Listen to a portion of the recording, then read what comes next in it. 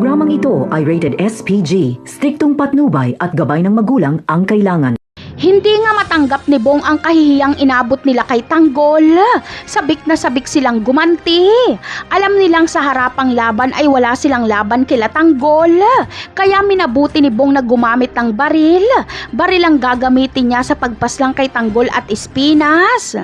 Kaya naman, bukas na magaganap ang pinakamalaking riot sa kulungan.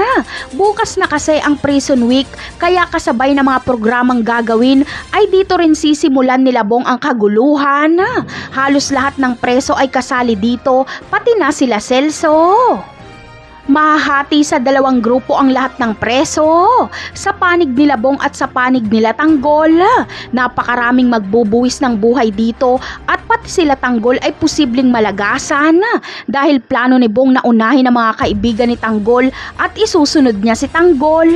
Ngunit ilan kaya sa mga tropa ni Tanggol ang malalagas? Sa kabilang banda naman ay nagkita nga si Rigor at Lena.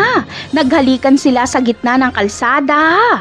Sakto namang napadaan si Tinding at Noy, kaya kitang-kita sila ni Tinding. Hindi na nga nakatanggi pa si Rigor. Galit na galit si Tinding at nangakong makakarating daw umano kay Marites ang kanyang nakita. Napakarami pa nating dapat abangan sa mga susunod na episode. Paalam!